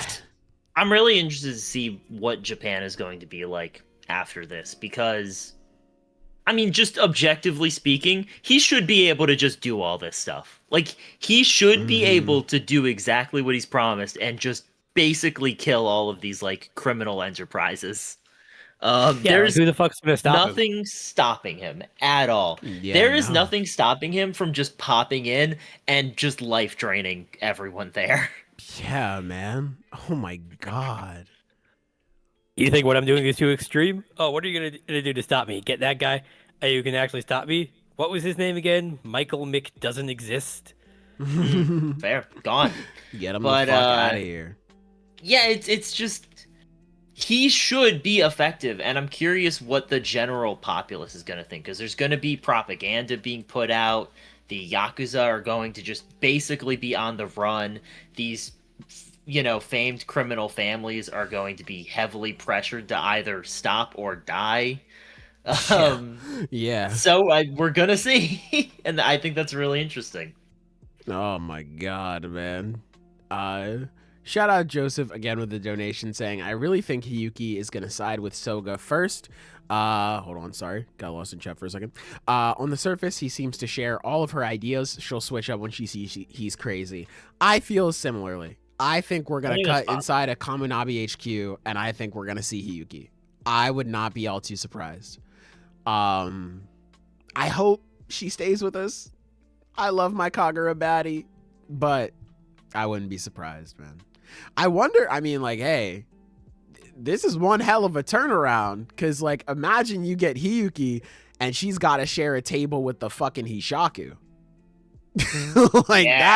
That's gonna be interesting. You look across the table and it's Hirohiko or some shit. What's gonna happen with the Hishaku? I'm wondering if they're, because I think what we were talking about last time was them essentially just being the new generals or whatever of the Kamunabi, being these very high-ranking officers. I also see equally possible of maybe the Hishaku splintering from all this, because the guy they put their faith in isn't really in charge anymore. I could definitely see whatever his name is, the one that's basically immortal. I could see him just leaving, because he was staunchly in favor of Yura as the leader and making him the next king. I could even see some of them trying to ally themselves with Chihiro. I do wonder if that's going to happen. Yuki Sada, thank you. Yuki Sada, yeah, dude. And that would Which one was that would again? put Chihiro in a really interesting spot. Yuki the guy Sada that is Pishaku. He's the kid. Oh, yeah, got it. Yeah. Yuki believes in Chihiro being a good guy, though, so she may trust Chihiro's judgment. That's also true. Yeah, that's also very true. Yeah. Yeah, so I think Hiyuki is going to be one of the most interesting characters going into part 2 to see where exactly she lies at the moment, because she could switch over whenever. But it'll be interesting to see, hey, we are protecting the Japanese citizens. I don't know. Yeah. I'm also curious because we don't see them in this chapter, but Uruha and Azami, I don't think we see them anywhere in this. So I wonder, we know that Shiba grabbed them, right? Yeah. I'm pretty sure we saw Shiba grab them. So it's I do wonder what they're up to right now. They might just be chilling. They got their asses beat. That's fair if they're just in the fucking hospital bed. Yeah. But I was surprised we didn't see them. I kind of thought we'd see the full just anti-Soga team this chapter, but we did not. So I guess we'll just have to see where they are. Yeah.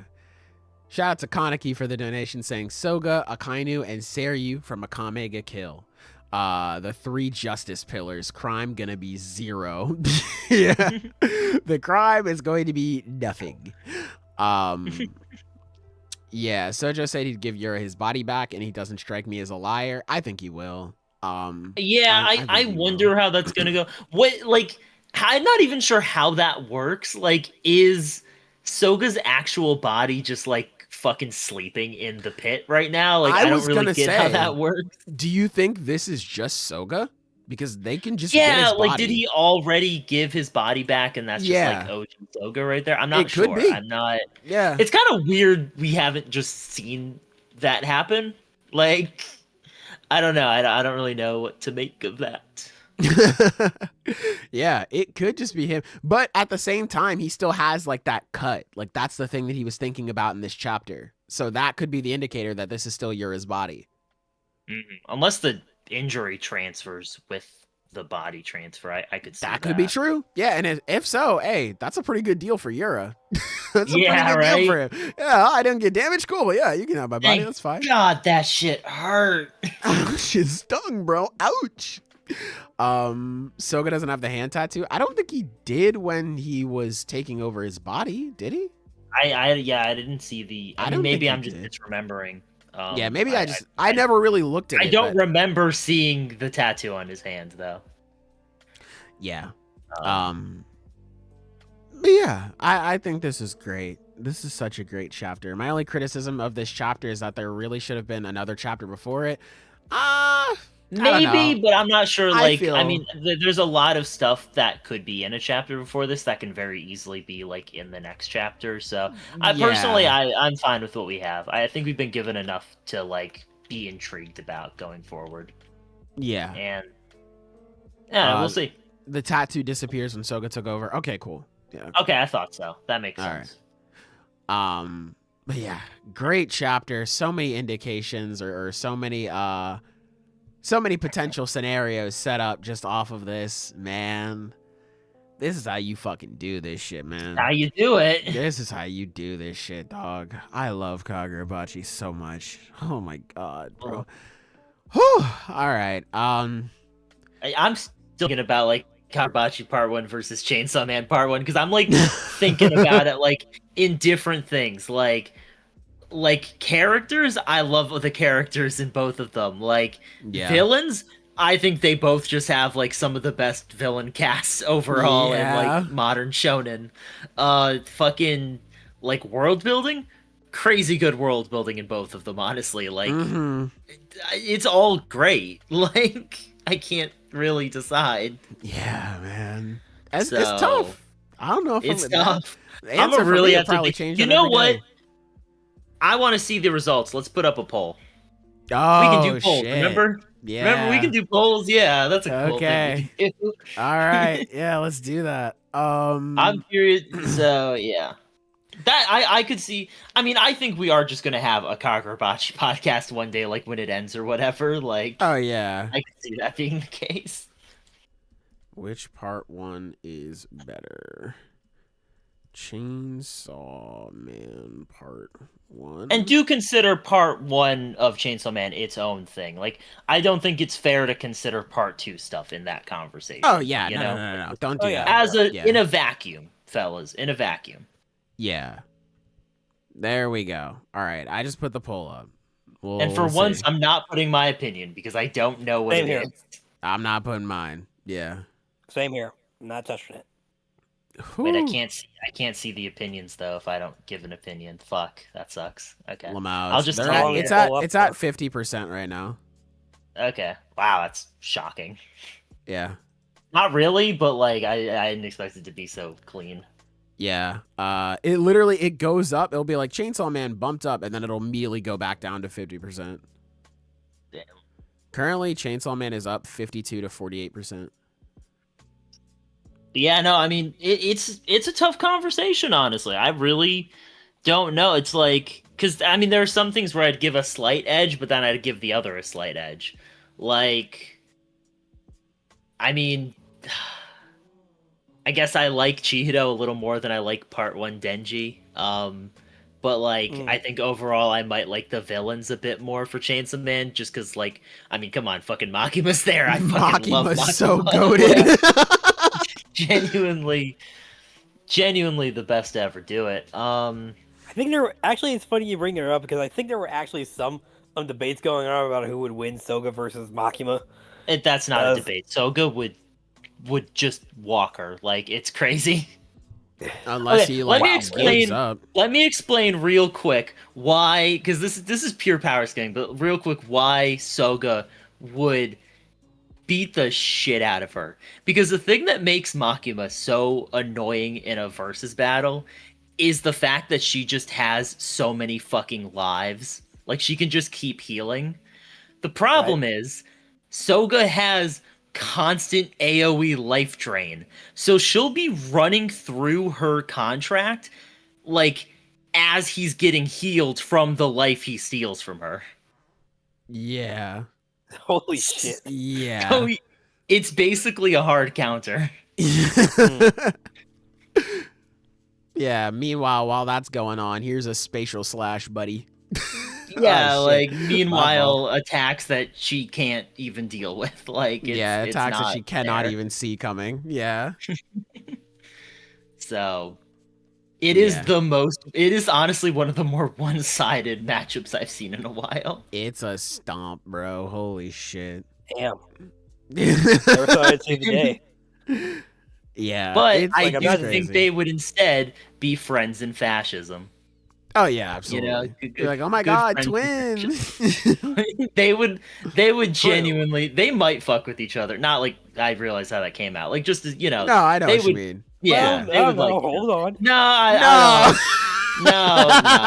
I'm not letting that continue. I don't like that.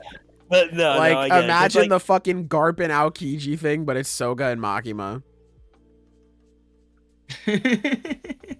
Oh yeah, people are talking like the villain cast. Yeah, CSM Part 1 has more than just Makima, but I do think it's one of those things where I think Makima, between the two Part 1s, is just the best villain out of all of them. But I would say overall Part 1 of Kagurabachi has like better villains in a broader sense, like on average. I don't know how I'd put one over the other, because it's like Kagurabachi's villains are much more consistent, I think. Like, they're consistently great. Amazing. Yeah. Whereas Makima, I think Part 1's villains are good. Then Makima comes in, you're like, oh, fuck. Like, I think if we're talking like the next best villains from Chainsaw Man Part 1, we have Reze, obviously. I think Santa Claus. Quan Chi is really good thematically along Santa Claus. And I think it's harder to compare them as like villainous forces too, because then you have like more abstract things like the Darkness Devil and the Gun Devil and stuff, which are more plot devices than anything. But then, and I think, even just looking at like Reze and Quan Chi and Makima, like those are all good villains, with Makima being the clear standout. But then you have just consistently great villains, from Sojo to Kyoda, to Yura, to Soga, and it's like, holy shit, what a stacked fucking villains cast. Yeah, man. And don't forget Hirohiko in there. Don't forget him. I did forget Hirohiko. Fuck, he's awesome. Yeah. I love Hirohiko in 3. Hell yeah. No! Yeah, I mean, honestly, like, with Soga too, he's like the first villain where in a while, since like Part 1 Orochimaru, where like I've genuinely felt scared by this motherfucker. So it's definitely got that going for it as well. But yeah, man. That's so funny. We ain't comparing Sojo to Katana Man, bro. Valid. Very valid. Very valid. I do think Katana Man, I will say, is a little underrated as a villain. I think he should be in talks as like overall in Chainsaw Man's villain cast. But I mean, he's not Sojo. Like, Sojo's just better. That's valid. Yeah. Yeah.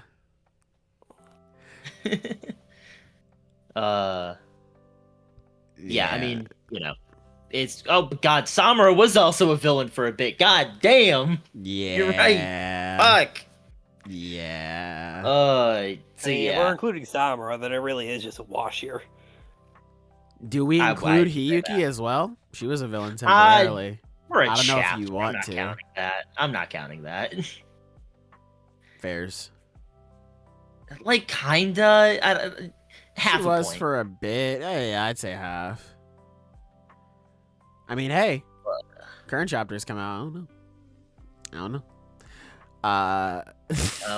Then like beyond that, I mean, there's just a lot of great stuff in both series. Yeah. How long do you want to let the poll go on before we close it? And well, let's see. We're at 39 voters right now. 39 votes right now. Yeah. Kagurabachi is up right now. Oh, okay. I'm not seeing any more votes come up, so it looks like people are pretty much done. All right, let's close it. All right, yeah. So I will close it now. Stuff. But yeah, Kagurabachi won 54-46. I mean, that's pretty fucking like dead middle, honestly. Like, that's not that far off. Yeah. And I think it goes to show that like both Part 1s are straight up phenomenal. Like, yeah. Being on par with part 1 of Chainsaw Man again, like just one of the greatest things I've read in my life. Like, goddamn, bro, that shit's generational, man. That shit's generational. So Kagurabachi, phenomenal. I love this shit so much. But do we want to move on to our next chapter here? I'm down to move on to Modulo. I mean, God, it's just... Yeah. It's good to be here, man. It's good to fucking be here, man. It's good to fucking be here. Oh, but shit. yeah, I'm ready to move on. Okay. I mean, I don't have nearly as much to say about this chapter. Like I said, fucking Kagurabachi ruined my life this week in the best way possible. But we have JJK Modulo Chapter 22. Fellas, how you feeling about this one? Feeling good. I love seeing Mahito again. He's still just so fucking pathetic. God, he got Yeah, beached. I mean, holy like, what can we say about Yuji walk him down Itadori? God, Holy shit. That's his new name, by the way. I got Understandable. Yeah, I could not believe. I thought it was going to be like, all right, nice domain, dumb fuck, and then we see his domain. Nah, he just took that nigga to Cube World, bro. Just sliced his shit up.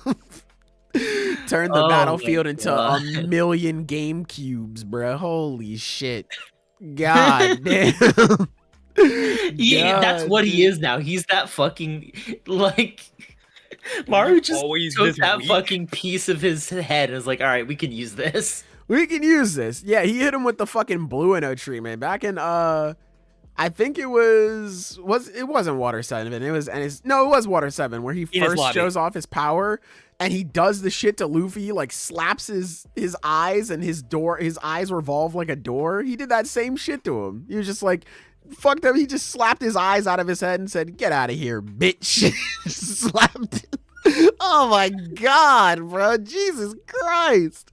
Dude, that shit was so fire, man. Hey, we're about to get into some nasty discussions, bro. Because the first thing I thought was like, oh, this nigga's using like a Chibaku Tensei type thing. And then I caught myself. I was like, oh no, wait a minute. we're about to get into some nasty conversations power scaling wise, I'm sure. I love the idea of Mahito being at his strongest when he's in the afterlife. Like, it's just a world of soul, essentially. Like, that's really cool. Yeah. Actually, I mean, it doesn't make inherent sense, which makes it even fucking crazier that he gets fucking dog walked like this. It's one of those things where, like, Yuji is using techniques we've seen before with more finesse than we've ever seen them used. And people still, like, don't want to put him in, like, top 3 potential, like... What like, just in general, top 3 of the whole series. What? Like, come on. Come on, man. Y'all need to be talking about him in top Sukuna 1. Was never moving like this. Yeah, y'all need to be talking about that nigga in top 1. That's what y'all need to be talking about, Genuinely, the only thing that prevents me from saying he's top 1 is, like, Dabura would see this shit and be like, ah, yes, Earth sorcery is quite advanced. And they do the same shit. Like... Oh, shit. That man is, like... If Dabura is not top 1, it's just because he hasn't met the guy that'll make him top 1. Like, right. He hasn't found the stepping stone. He's top 2 till he meets top 1. That he is in that like position all the time. Top 1 loading. Yeah, no. Listen, man. Dabura, he's cool at all. You can copy all that shit all you want, whatever. You run into Yuji Itadori, nigga, you run. That's what the fuck you do. God damn, man. I have never seen... Bro, are his hands still in his pockets? Yeah, he didn't do anything. He didn't even move! I'm sorry, I remember Sukuna distinctly doing little fucking pew-pew finger guns at Gojo. Like, alright. Oh my God, man. Like, don't get me wrong, Sukuna can send out a slash hands in pocket. That's how he killed Mimiko and Nanako in Shibuya. He can do that shit. He's not taking niggas to Cube World, bro. Like, fuck. Oh my god, man. Like, this level of precision and accuracy is absurd, man. Mhm. Holy fuck. I could not believe this shit. That's my goat right there, dog. God damn. Like, I thought that at first when I saw this, I was like, oh, this is a weird domain thing, because I thought Yuji was just opening his own domain in response. And then I was like, wait, no, he just sliced all this shit. He just cut all this shit. What the fuck? Like, oh my god, man. Whew. This shit would make Sukuna so mad. He'd be like, it's not that impressive. I can do it too. He's not that cool. Nah, man. This is top one for me right here, man. This is top one. God damn. Him getting up. Listen, hey, I will give props. I will give props. Shouts out to Mahito. Because when they were going over the parameters and Maru was just like, hey, in this world, you can't die. So it's either like just defeat or enslavement. And Yuji was like, you hear that? I can beat the piss out of you whenever I want to. So what do you want to do? I thought for sure Mahito was going to be like, oh, yes, daddy, okay. Like, I thought that was just going to be it. But no, he was like, nah, I'm not going out like that. Fuck you, man. It's on sight. He tried to fight.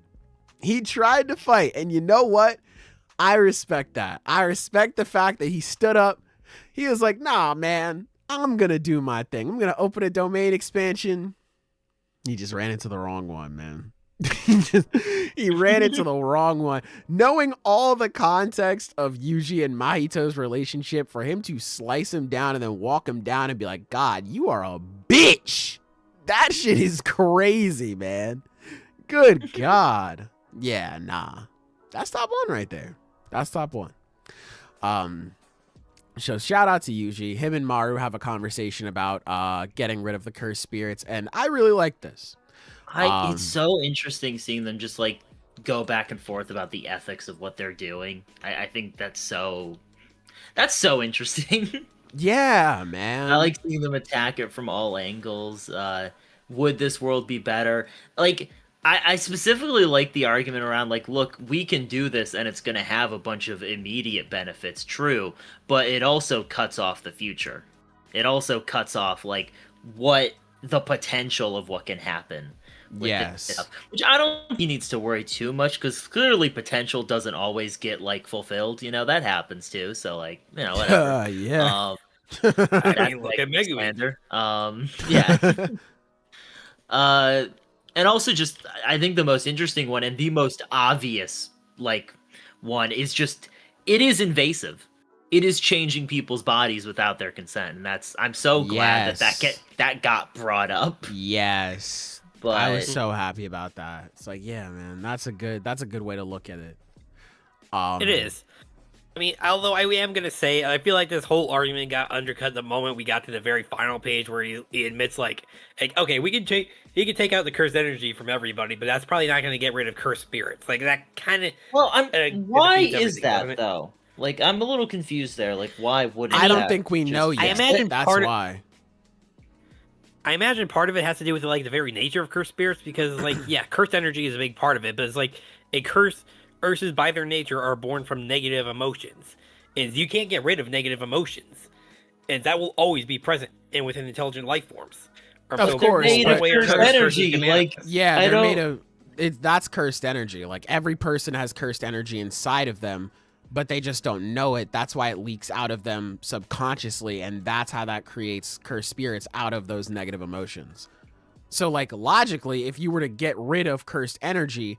then you should be able to cut off all of those cursed spirits from being created, and people could still feel sad. But that's why this is such a, like, sort of what the fuck sort of moment when Yuji's like, actually, I don't think that would get rid of the problem.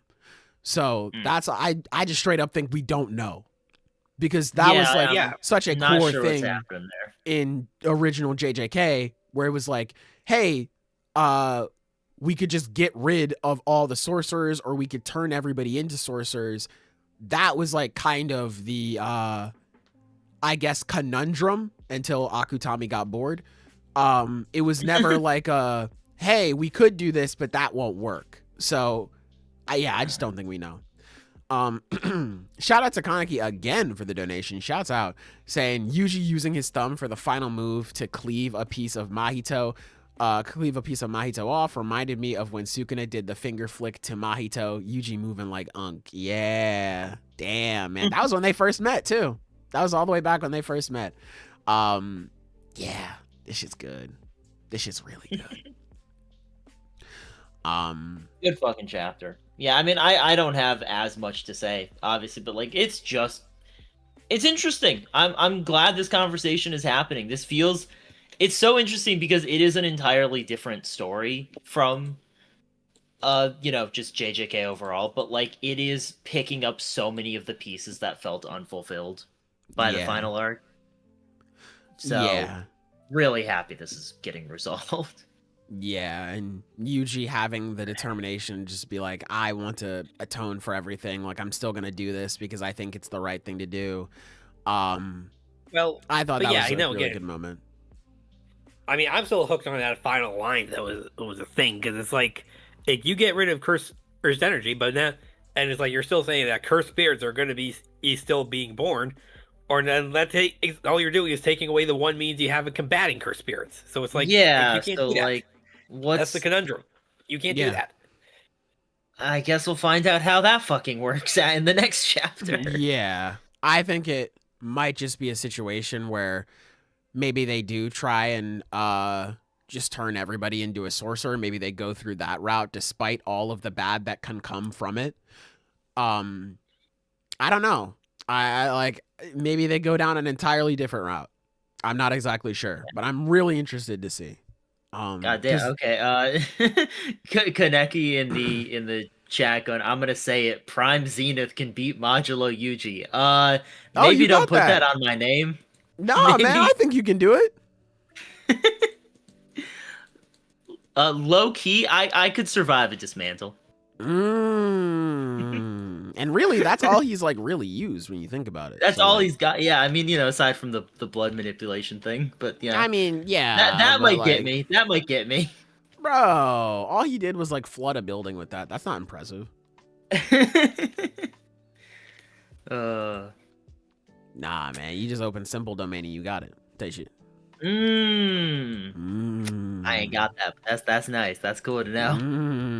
Young Sailor is greater than Modulo, Yuji, and Dabura. Bro, that's just me currently. That's just me right now. You know what I'm saying? See, it's gonna be moving like Piku Sakane.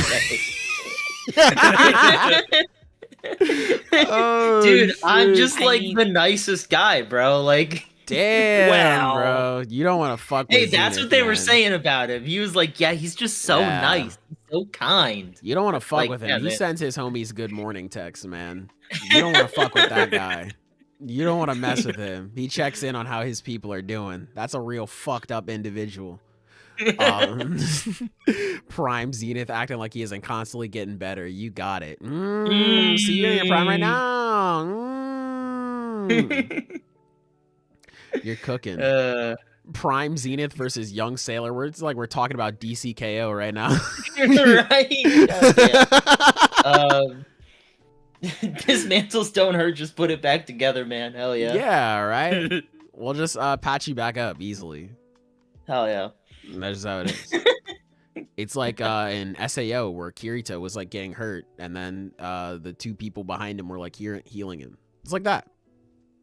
Dude, this is just reminding me of this fucking post I saw on TikTok, where it was showing fucking Kiba from Naruto, and it was just like, low key, I think I could survive a Fang over Fang. And that shit fucking killed me so bad. Oh my god! Oh my god!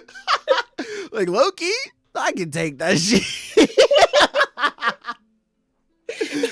That nigga was doing nothing in that war, bro. Holy shit.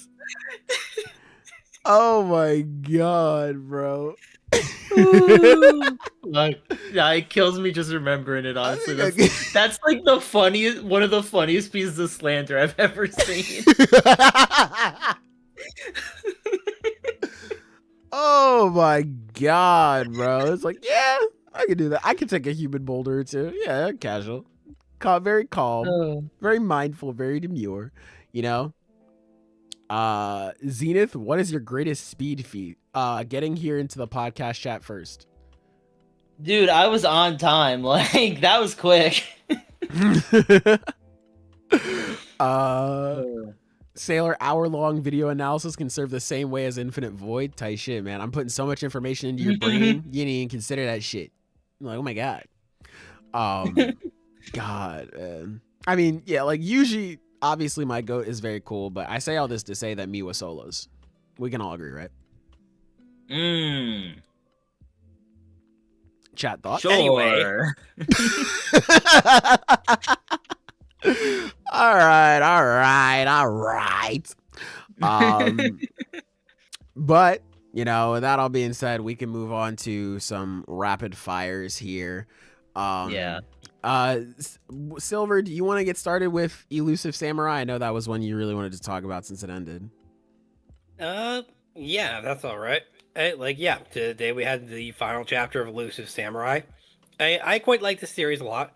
I won't say it was my favorite, but I'm glad I got to experience it. And I thought the ending actually was kind of nice. I know there are those who would disagree. Partially, like, again, I definitely understand those points, but I'm glad I got to experience this series. Elusive Samurai is fucking odd. It has really good chapters, it has some really bad chapters, and every chapter is weird, and the ending stuck to that method. Well, I mean, you said it yourself. It embraces the weirdness, and I can appreciate that at least. It does. But yeah, I don't have much to say on it. I'm sorry. I see you put out Elusive Samurai on the fucking page. You're gonna have to change that up again real soon because I got nothing else for it. Damn. Okay. Silver, do you got anything else you wanted to say about it? Well, let's see. I mean, I guess I would say I guess there isn't much else I can say other than if you were a fan of Assassination Classroom or any other works by this author, I think if you haven't tried Elusive Samurai yet, you should definitely try it. If you're a fan of Assassination Classroom, you should rewatch Assassination Classroom. That's my advice. Damn. My striking power is 300 pounds of TNT. Something about that, you know. Something calm, something cool. Anyone read Boruto Blue Vortex Chapter 30? No, I like my life. No, I do want to catch up on it. Is that the most recent? Because I am caught up on Boruto. I just don't know. I say caught up as if I enjoy it. I don't. I'm just putting that out there. I want to catch up on it sometime. I want to binge Boruto, though. I did read this. Boruto. I like it. It is a genuine practice of masochism to continue reading it like I do. Like yeah. There's no other explanation, honestly. What's even going on in Boruto right now? Some bullshit. It don't matter. Let's move on. Okay, I won't add that to the screen then. Okay. No. I just dropped my pen on accident. Okay, I will talk about Akane Banashi then. Akane Banashi is so good. Akane Banashi was awesome. Yeah, really fun chapter. It was nice seeing Rokuro's full performance, Akane's reaction to it, and everything that she's learned from this, everything that she's going to take from this. I'm super excited to see how this is going to play into the showdown of the God of Death.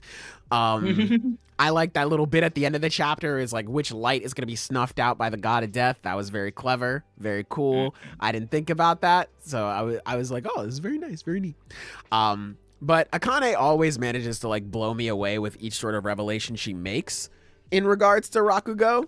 So like, I'm excited to see Kaisei's performance because they were also hyping him up. They're just like, damn, bro. Like they did the zoom in on the one guy. He was like flabbergasted, mouth agape. He was all fucked up. So I'm interested to see what exactly his performance is looking like now, especially when it's more perfected, because he was like, I didn't really do nothing. I was just farting. Y'all ain't seen shit yet. So I'm excited to see what exactly he's going to be doing there, but their showdown should be good. The showdown should be fucking good, man. Shout out Akane Banashi. Really good. Yeah. Go ahead. Do you want to talk about something else? Oh no, I wanted to just bring up one thing real fast as is Kaneki's comment on Boruto in the chapter. First of all, your mom sounds awesome. Like so true. So it's like at this moment I'm not reading Boruto because I actually like reading good series. But I do want to bring up a small quote from our friend Ty, who also is rereading this series, when I asked him, why the hell are you still torturing yourself with this? And his comment was, sometimes you have to remind yourself the world's not made for you. Like, that comment still stick with me to this day. Yeah. Yeah, no, like that's still, like, I don't know why that sticks with me so much, but it does. It's the only explanation for I can think of for why anyone would want to read Boruto, but that's beside the point.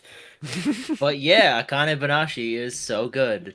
I think what really hit me about this chapter, it honestly has nothing to do with this chapter in particular, but it's just I kind of realized while reading it that, like, man, that whole motivation and her motivation being rooted in her dad does not fucking matter anymore. Like, we are so past that.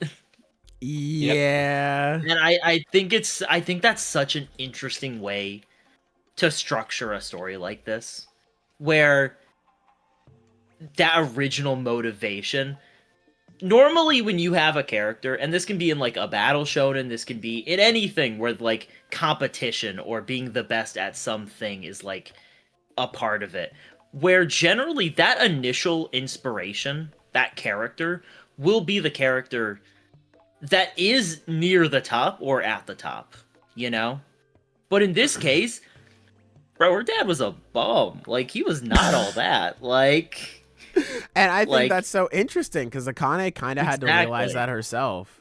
Mm-hmm. And, like, growing past that image, that, like, her image of what she can be in this field shouldn't be limited to that initial inspiration, that she has the ability to look so far past it. Yeah. And like that's cool. She can still be inspired in some way, because I think even like a couple chapters ago we had a reference back to her and like watching her dad, but like she's already surpassed him so much. Like it's interesting to see what exactly Akane can take from that. Like, yeah, like, oh, I remember this, but now she's like she's grown so much as a performer that it's like she's on to bigger and better things, as crazy as it is to sound. Because even though she's not at her Shinichi, like at Shinichi just yet, she's closer than her dad ever was. And like, that's the sort of thing is like really cool. Like usually in stories, it's like, oh, you want the child to surpass the parent. That's just how it always goes. But now she has, and it's like, yeah, that's great. But also having to come to the realization that your dad really wasn't all that great is like, oh, that hurts. That sucks. It does, yeah. Yeah, so like coming to that understanding, like that is still one of the most powerful moments in the story to me, where she's like, or Isho is like, okay, you've made it this far. Now I want to ask you, do you think your dad's performance was that good? And she couldn't answer. Like, oh man. But it's tough out here, bro. So I'm very excited to see what exactly she puts into this performance and how she grows from here, man. Akane is so good. May Road take your suffering and pass it to Sailor. Now why are you passing it to me? You can keep that shit. What the hell? Road's strongest soldier? Really, man? Like, that's fucked up. Yeah, like, come on, man. Road will want you to develop past that. We deal with our feelings here, you know? We're not toxic. You know, this is how we are. Yeah, Akane Banashi's good. I think the only other one I would really want to mention would be Ichi. Oh yeah, Ichi was fucking good. Shout out. Good. I saw someone, it's funny because I saw someone mention how, like, Ichi was gonna win this fight, like just on Twitter last week. So it's like, hey, I forget who said it. You were right. Go you. Makes sense. Yeah, it was really good too. Fucking cool. My boy is dying. Oh yeah. Yeah, he got fucked gone. up. Yeah, he got fucked up very badly. That's gonna be pretty sad to deal with. Hopefully they can spin back and help him out. But hey, Ichi protected the future. He changed up the future, so that was good at least. Yeah, I'm interested to see what exactly is going on with Descaris right now, because she's going through her own form of suffering. It's just not looking very good. Yeah, it's not looking very good for that whole side there. So maybe they have Ichi and Gokuraku sent back over there to try to help them out, especially because Ichi now has much more control over his powers, which was very nice to see. I wasn't even thinking about the whole idea of like Uroro kind of awakening a savage, where it's like, okay, now you've basically taught him how to use and how to properly tame his magics. And even in this chapter, like being able to take over Bakugami or I forget his name, Bakujam or something. Bakugami. I think it's Bakjam. I think it is. Bakjam, yeah. Being able to use his abilities and like make it so peaceful, like that was like just like damn, bro, like just a peaceful send off before I fucking super murder you is like damn, that's crazy. So I'm interested to see what other sort of abilities he can use now, if he isn't too tired, because he was sweating a little bit sweat. But hey, Inazuri does like the smell of fried fish, so hey, hopefully you like fried octopus, buddy, because we gonna need that. We gonna need that bad. But yeah, Ichi, very good. Shouts out Ichi the Witch. Shouts out Ichi the Witch. I will, as I drop my pen a second time, I will mention Sakamoto Days as well. Sakamoto was very good. I recently just caught up on that one. Did any of you guys read that? I don't want to spoil it if you I did read it. Looks like we're getting a cool fight this next chapter. I like the guy with the hammer. I think he's cool. I like his fighting style a lot. Yeah. I can't remember his name either. You don't. I don't remember. It's been a minute, to be honest. Bro, you don't remember. You good. You don't remember him? No, you don't remember him either. No, that's not true. I remember Osaragi and Oh.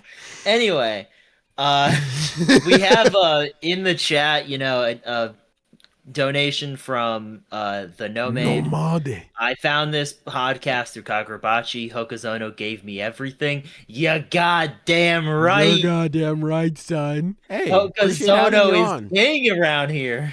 You're goddamn right. We appreciate having you, man. Thank you. Yeah, I'm glad they brought you to us. Yeah, man. You can smell the honey from a mile away. Shouts out you. Shouts out Mama Kaneki for getting him into manga. Shouts out. Shouts out Road. Road gives us strongest soldiers and sailor. Now, why you gotta say strongest soldiers and me? What the hell? I think I'm pretty There's cool. implications there. Yeah, like I think I'm pretty strong. What the hell? What do you mean, well? Anyway, I think we covered all the chapters we need. Oh, today. brother! So if you got anything else. JJK slander led me here. Hey, I'm happy we brought you in off that. That was good. That was good slander. But yeah, I think that's everything that we can talk about this week. Good podcast. It honestly lasted longer than I thought. I'm gonna be real. Yeah, I mean, we had a lot to say. God, man. What's it called? Kagurabachi. Oh, that shit took up my everything. So I guess it does make sense. But yeah, let us know down below what your favorite chapter of the week was. It doesn't have to be anything we covered here on this podcast. Thank you guys so much for listening live or after the fact. And we're getting the F up out of here, man. Goodbye. Mwah. And good night. Bang.